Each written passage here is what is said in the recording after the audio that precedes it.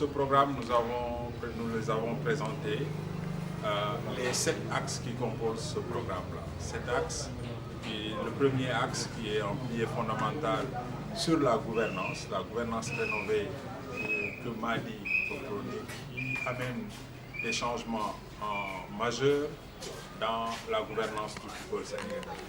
Le premier élément le plus important, c'est la refonte des textes, qui sera un pilier important. Le second, c'est la séparation des pouvoirs entre l'exécutif et l'administratif. Pour cette séparation, on va nommer un directeur général au sein de cette gouvernance. Le second axe parle de la Ligue amateur, qui devient une part importante du programme de Madi, car nous savons que le football sénégalais est à 95% amateur. Et ainsi, pour renforcer la gouvernance et le leadership du football amateur, le président Madi a décidé de mettre le premier vice-président de la fédération, le remettre au président de la LFA. La LFA, c'est la Ligue du football amateur. L'autre aspect qui concerne au moins les clubs qui sont loin du sud, c'est la décentralisation de la production des licences, il est inconcevable à ce moment, à l'ère au XXIe siècle, qu'on trouve des équipes qui font 800 ou 700 km pour aller juste prendre 2-3 licences à Dakar. Et aussi, il va renforcer la formation à travers la mise en place d'académies fédérales dans les régions, surtout dans les régions du Sud. 3 parle de l'économie du football. Donc, et cet axe, c'est le marketing et l'économie du football. Et on va utiliser ce levier de data et digital pour vraiment insuffler un nouveau type de revenus, des nouvelles sources de revenus pour le football et pour les acteurs. Et l'autre aspect, l'autre levier important de l'économie du football, c'est le marketing. En fait, l'idée générale est à ce que le football sénégalais arrête de quémander.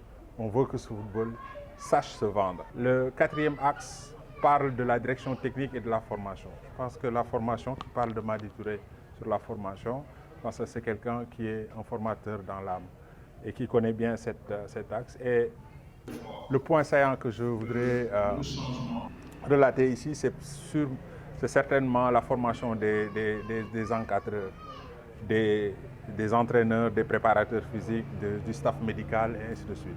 Et le cinquième axe parle du football féminin, qui est une priorité dans le programme de Madi 2025, où on travaillera pour l'autonomisation de cette ligue par la création d'une ligue féminine. Et avant ça, la mesure phare qui est prise, c'est la mise en place d'académies fédérales féminines. Le sixième pilier de ce programme parle du partenariat quadripartite. Le partenariat quadripartite, c'est-à-dire la fédération va faire la jonction entre les collectivités locales, la FIFA, CAF et l'État pour vraiment améliorer les infrastructures qui sont vraiment soit défectueuses ou inexistantes dans certaines zones du Sénégal. Et le dernier axe qui parle parle de la politique sociale, qui est le levier social qu'on va utiliser pour vraiment